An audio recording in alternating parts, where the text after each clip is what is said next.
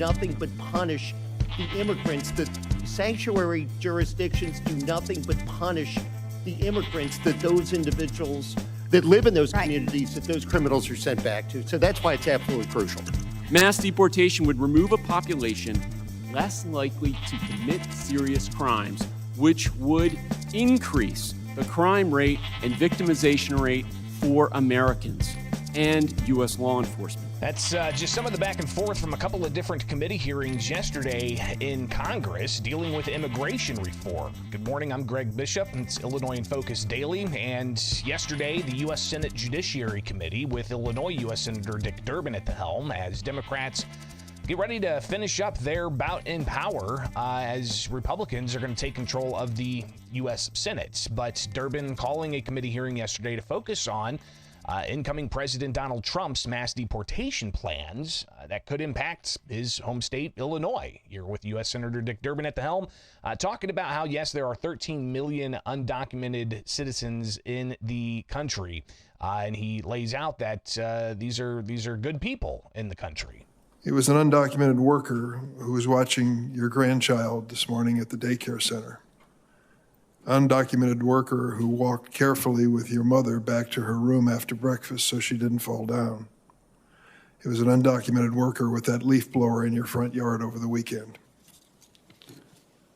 Now, President-elect Trump has pledged that on the first day of his new administration, he will declare a national emergency and use our military as part of a mass deportation plan. Durbin went on to quote some Trump officials talking about the immigration efforts. In terms of personnel, you go to the red state governors and you say, give us your National Guard. We will deputize them as immigration enforcement officers.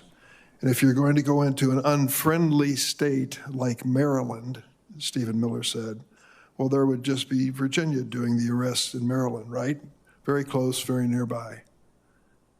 Almost a nonchalant attitude toward the notion of sending National Guard from one state to the other. Well, and again, this is if you don't have cooperation from the local police on the ground.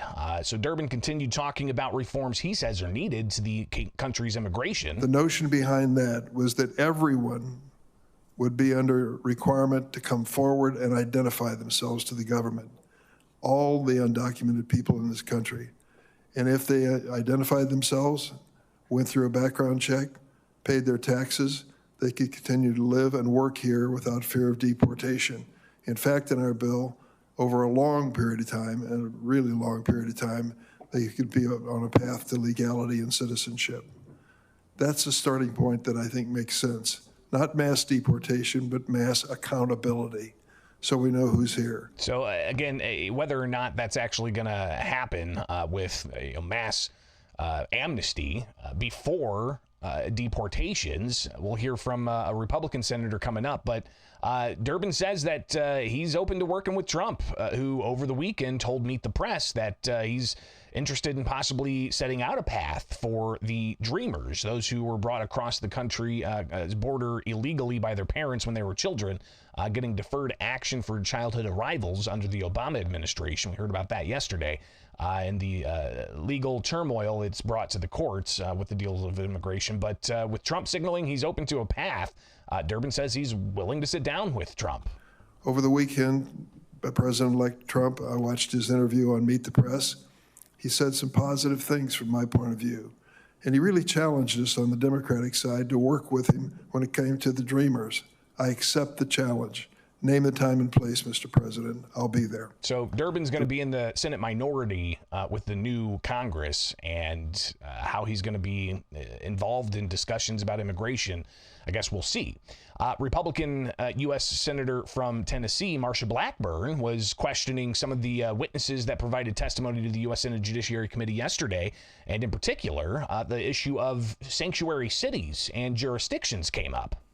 Everybody agrees those that have committed crimes against our citizens should be deported. Mr. Arthur, I want to come to you. Talk for just 1 minute about why it is important that we empower local law enforcement to carry out the job that the federal government has not done. Well, you actually heard Mr. Reichlin-Melnick talk about how few ICE enforcement removal officers there are.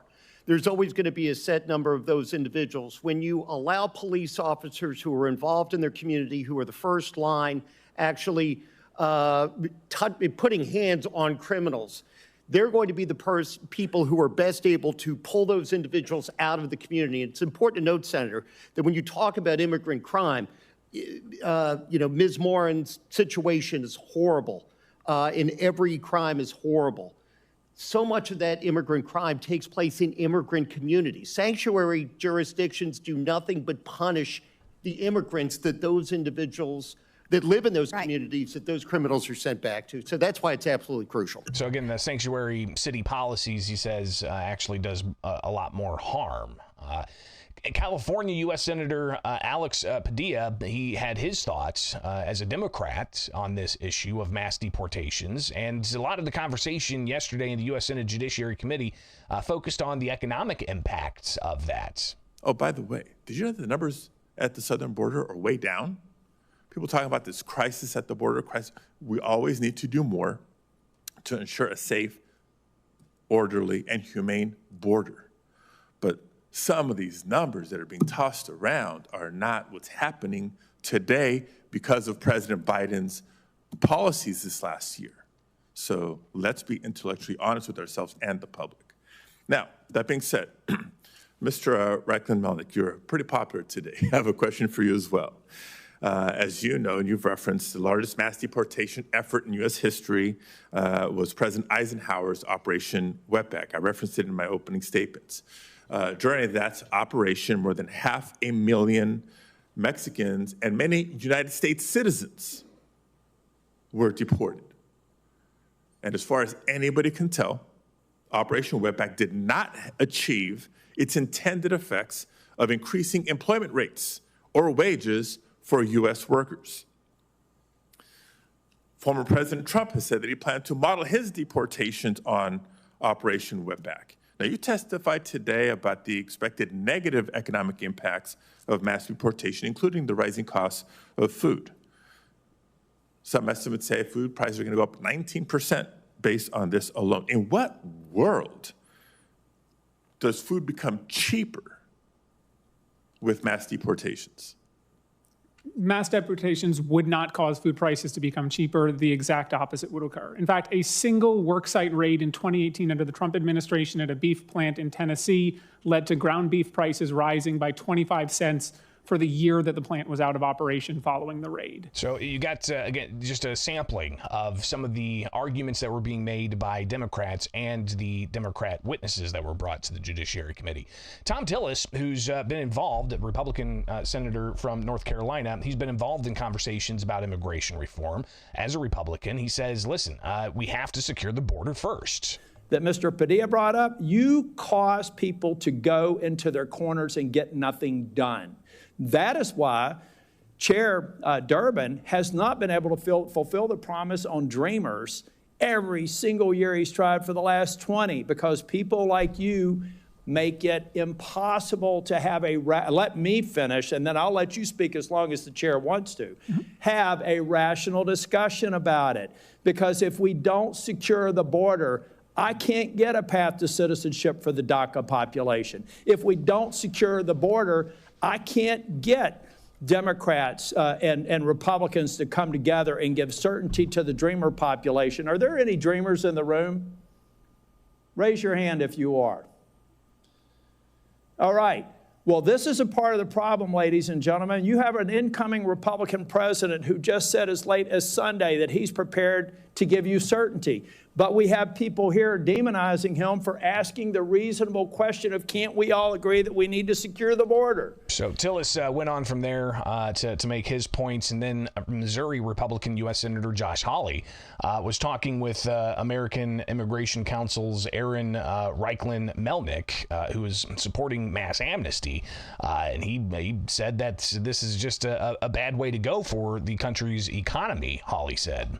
I think that we want to pass a path to citizenship so we can have a level and fair playing field for every American. Why would you want American citizens and those who are here lawfully to have to compete against illegal immigrants who, by the way, are often paid not minimum wage, who are not given the federally mandated benefits precisely because they're here illegally? Why would you want to drive down the wages of millions of working Americans who can't get those jobs in construction, agriculture, and hospitality because illegal immigrants are getting them, suppressing wages in the meantime? Why would you want to do that? Well, if you didn't hear from my initial testimony, you know I don't want that. Listen, I read your testimony word for word, and I've been watching it, and I know what the answer is. You don't actually care about working people because you're absolutely hell-bent on this ideological agenda of opening our border. You want to give everybody who's here a path to citizenship. You want blanket amnesty. You talk about mass deportations. That's your word, not Trump's. You want mass amnesty, right? So clearly the debates went on from there. More than 2 hours yesterday of the U.S. Senate Judiciary Committee, run by Democrats. Now in the other chamber, they had Republicans controlling the U.S. House. And in the House Homeland Security Committee, they had the chairman there, New York Congressman Anthony Despotito. He spelled out from the Republican committee's perspective the threats that the open border has on public safety and law enforcement. Trinidad Agua's green light to attack United States law enforcement is particularly concerning, considering last year assaults against American law enforcement officers reached a 10-year high. Not only that, but our nation's law enforcement agencies have become strained and overwhelmed due to increasing 9/11 calls and other demands related to the influx of migrants. Instead of supporting suspected criminals endangering our nation's police officer, we should be securing the southwest border, enforcing our nation's laws, and making our police officers' job easier, not more difficult. In an article by the Wall Street Journal, Joseph Kenney, the chief of detectives for the New York City Police Department, recently said that the Venezuelan gang brought, quote, a wave of crime that New York City, quote, has never seen before. And he went on to lay out some more of what they expected the testimony to include. And how these committees work is, if Republicans are in control of the committee, they have the majority of the witnesses, and the minority party, the Democrats, get their own witness.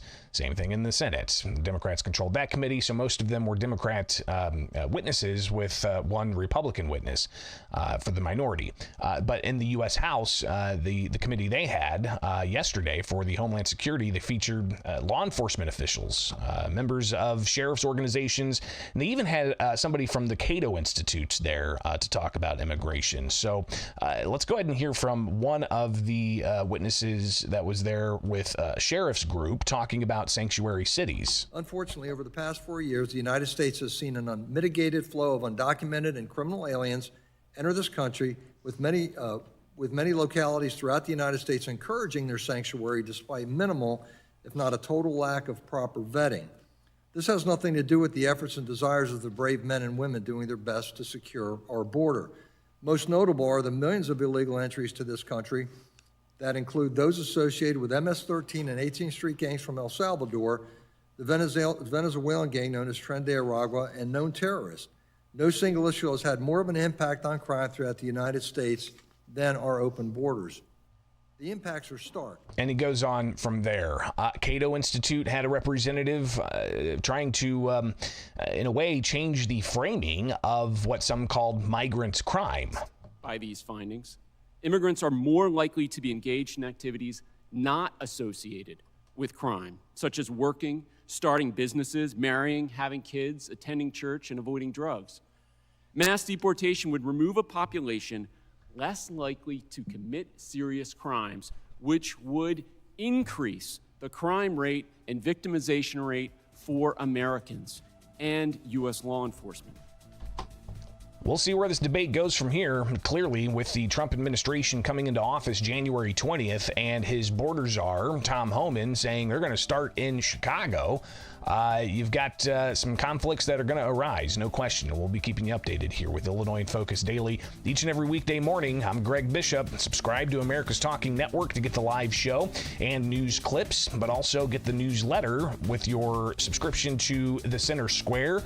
It's free. All you got to do is put your email in, select which state and what other interest you got, and boom, you got your daily newsletter. Plus the podcasts. Get it anywhere. Just search Illinois in Focus.